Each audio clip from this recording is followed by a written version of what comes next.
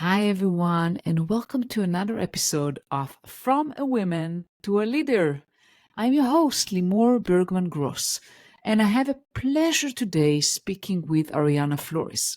Ariana Flores is a cybersecurity consultant. She's also a Latina woman. And we're going to talk about how she transitions from public relations to tech and becoming a senior cybersecurity consultant. And also, she's going to share some tips for Latina women in tech.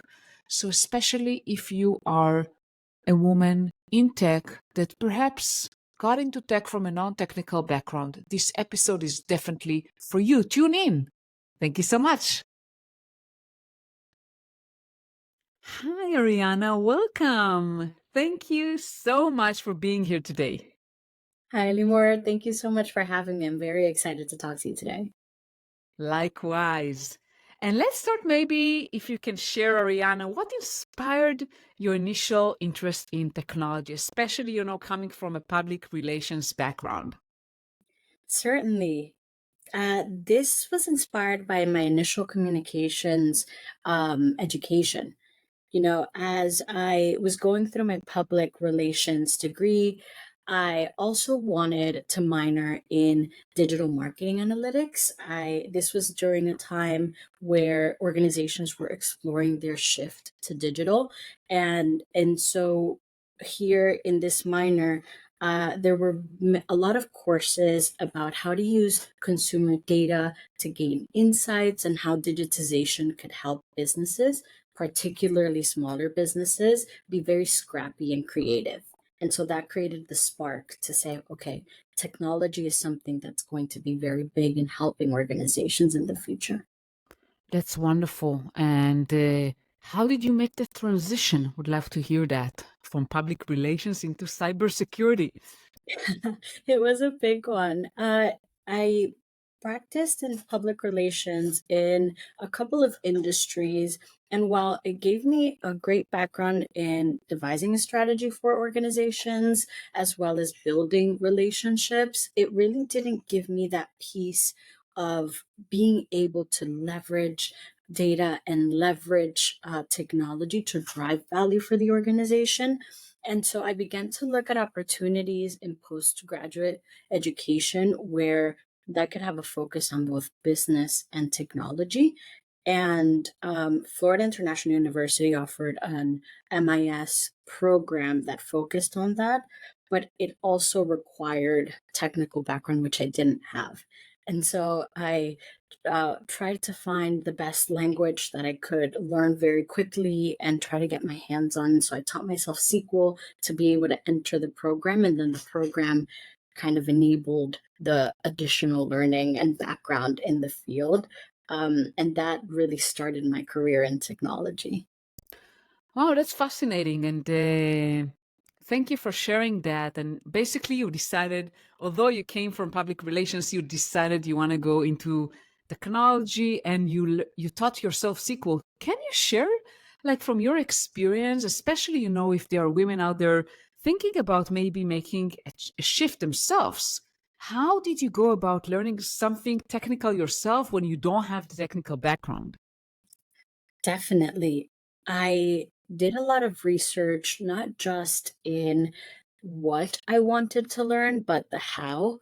I found that once I realized that I wanted to learn SQL specifically, there was a lot of trial and error in finding platforms that really targeted their learning to how I tend to learn. And so it was hard to stay engaged with certain platforms where it was very um, text based, and I found that a platform that gamified the learning was Hmm. very beneficial in not just giving me the information, but also in my retaining of the information. It became more practical in that way. Wow, interesting. And what do you mean by gamifying? Can you give some insights or examples?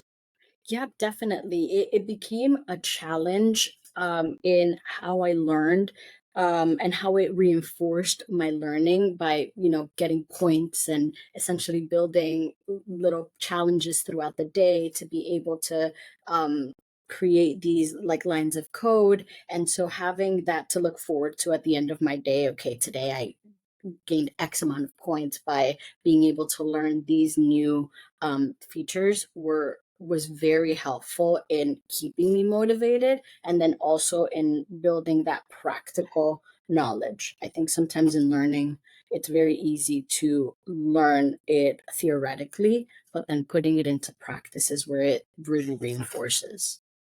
Yeah, absolutely. I mean, I think that with anything, not just technology, when you learn something new, if you don't practice it, it's very hard because how do you remember everything? You just learn something and you forget about it, a minute after if you don't practice it.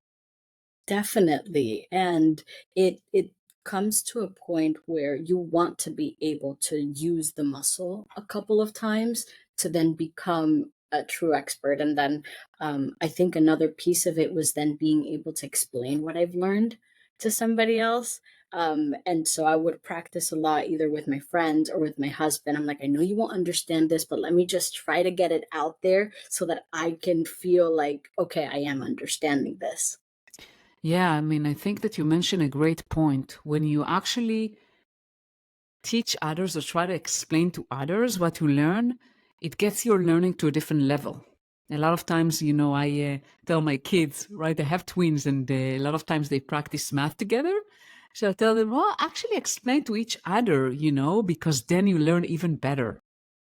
Definitely. And that's also something that has been very helpful in a career as a consultant because sometimes while I am the technical expert in the room, I might be talking to clients that are not that technical in depth. They understand it holistically, but in trying to resolve a challenge, I really have to be able to oscillate between how deep in technical language do I go, and then how can I elevate some of these challenges to be able to put it in business context.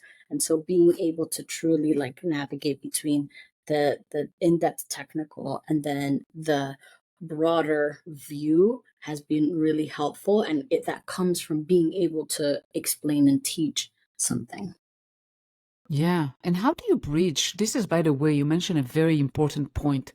A lot of times for technical people, it's very difficult to explain technical terms to non technical people. Do you have any tips about how do you bridge the gap between someone who is, very technical to someone who is less technical?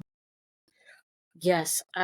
One of the main points that I've learned is being able to bring in the business context is truly helpful to level set in an organization. And so, if you are facing an issue that is very technical, bringing it into how it will affect the organization as a whole is something that will enable everyone in the room to start at a certain baseline, and then you can say, and if you'd like additional information, we can get deeper into the granularities of how this is affecting the application, the system, or the department in general. Hmm. But I think level setting with the business context of how it can affect the organization is a good way to bridge that gap. Yeah, perfect. And you started as a consultant. Well, what kind of challenges did you face? Like, coming there as a woman in a very male dominant field, being a consultant for cybersecurity. Can you share some challenges that you faced? Definitely, you hit the nail on the head. I think some of the main challenges that I faced come from areas of vulnerability when you're in a room and you find yourself being the only woman in a very male dominated field. And then, not only that, the only woman of color.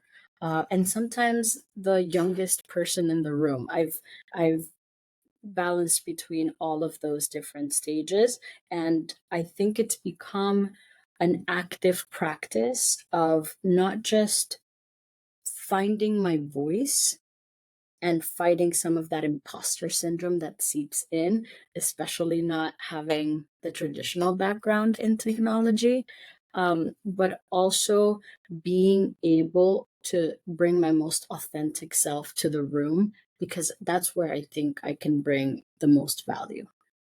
And so I think in those situations where I have felt either insecure or like not up to the challenge, reminding myself that my nuance, that what I can bring to the table is also important in this room, and it's the reason why I'm in the room in the first place.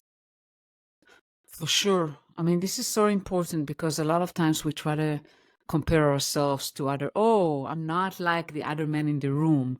And Right. especially, for you that you didn't study computer science as like your undergrad, that comes, and I hear that, by the way, from other women, that comes with another kind of bag of, oh, I'm not like everyone else. I transitioned. Am I considered equal? I'm a woman. I'm a woman of color.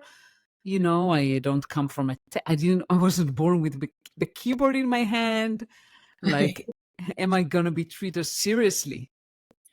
Right. And we come into the room with that perception, but the reality is that the client is hiring us as a consulting firm, and so they are putting trust that they hired the right people and that they're bringing the right people to these conversations. And so by default, I am the right person to be in this room. It's just the confidence to build that. And I think something that has guided me in that is that maybe I didn't have the experience that the people in the room have, but I will make sure that I'm the most prepared person in that room because nobody's going to out prepare me to have these conversations. Yeah, wonderful. And I'll say something else, you come with a different background in public relations. That brings your own values and perspective, right? I mean, you bring other values to the table, not just a technical piece, maybe, the communication piece, maybe other things that you bring that maybe someone else coming purely like from technical background doesn't have. Absolutely. And, the experience that I had in my previous career is not something that I consider wasted or irrelevant in any way. If anything, it's become one of my strengths. Like you said, that background enabled me to quickly be able to bring technology into a business context, to be able to communicate with different people and then create a strategy. And so the technical part will always be there. And the reality is that technology changes so often that we have to quickly ramp up in that area. But being able to have those core communication skills have been one of my biggest strengths. Wow, that's great. Yeah, and I guess I want to send a message to our listeners out there that always consider every experience that you have in life, both professional and personal life, as something that you bring to the table and something valuable, right? I mean, a lot of times there are even, you know, um, people that take a break to take care of children or parents. You earn experiences no matter what you do, and those are valuable. Definitely. Every step that you take through life builds who you are and what you bring into a room. And so, whether it is your experience in school, your experience as a mother, your experience as a wife, your experience as the son and daughter to an immigrant, all of those carry you through life. Yeah. And let's talk about, the Latinas in Tech chapter in Miami. Can you share a little bit about that and your involvement? Yes, definitely. So, to level set, Latinas in Tech is a nonprofit organization that focuses on professional development, recruiting, and mentorship for Latina women. And so the chapter in Miami initially launched in 2018. And one of my mentors, um, he actually said, "Hey, there's this new chapter opening up. I think it would be really great for you to network with other like minded women." And I signed up, but there wasn't a lot of traction after that. And it wasn't until 2021 that they were looking for new leaders. And it was the perfect time to get involved. And so I signed up to be one of the five Miami leaders that essentially were tasked with revitalizing the chapter. And this was very timely because it came during the Miami tech movement. And while it was great because a lot of opportunities were coming to Miami, not a lot of those opportunities were going to local Miami women. And so I became very passionate about opening those doors for people within the community to be able to take advantage of those roles coming in. Absolutely, yeah. And what are the things that you do in Latinas in tech? What kind of activities you do there? Definitely. We began with the concept of creating a community that enabled a safe space for women to network. And so we started with identifying what were the platforms where it would be best to create that, what would be the best communication channels. And then the next phase of it was what are the events that would really help this community? Is it and we identified that a lot of women were trying to break into technology. And so we devised sessions around breaking into technology, how to find the right opportunities, and then also through that, like I said, creating a safe space for women to network and feel comfortable asking questions that they might not ask in a very male dominated space. How do I enter this? What are the right things to learn? Who are the right people to talk to? And we saw not only significant growth of the chapter. I think from 2021 to now, it's grown to over 300 women and it's very active. But we've also seen opportunities of people in tech roles that they've been wanting for a really long time. Suddenly, those opportunities were opening themselves up. So I'm so proud of that work. Wow, this is really incredible. And I think that you mentioned one point that I wanted to highlight here, like the safe space. And this is so much needed. Like feeling like you're not alone. You have others like you. You can be vulnerable. You can share challenges that you face. You can share maybe some insecurities, things that you don't know, and you want someone to ask without being judged. This is so important. Definitely. And another subset of that became venture capital for Latina women. These are women that are entrepreneurs and they're starting their business. And so we wanted to provide a space where they could capitalize on that. Latina investment professionals only make up around 2% of the venture capital industry, despite composing 19% of the US population. And so we wanted to open up those opportunities and be able to say, hey, this is a resource that you can use to be able to grow your business, your network. Yeah, this is so much needed. I mean, thank you so much for doing that.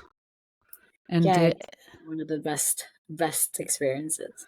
yeah, and do you have any advice for Latina women that either want to break into tech or they are in tech already? What kind of advice would you give them? I would say a couple of things.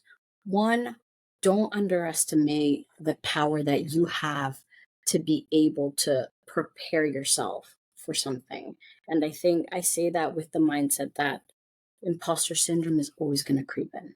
That's always going to be something that we're going to have to fight. But I think the power of preparation uh, sets you up to take advantage of the opportunities that will come your way. The second one, I say network. Build a network, connect with people, and do it for the sake of finding that human connection.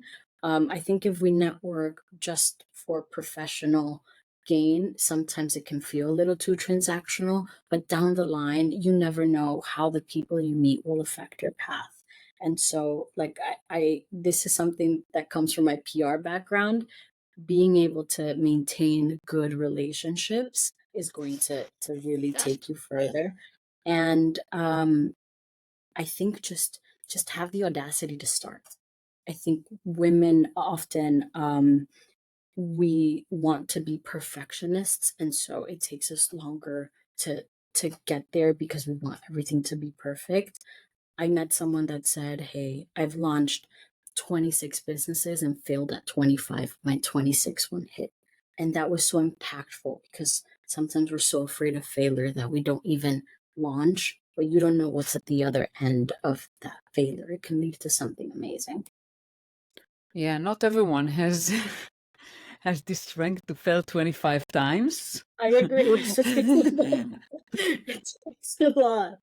Yeah. But I agree with you. I mean, you have to be willing to fail. And I think one of the challenges, I see it, to be honest, I see it a lot on my kids because they're in the school. The school system really, at least, based on my experience, does not value failure. And we are taught that we have to succeed, and failure is a bad thing. Yes. Yeah.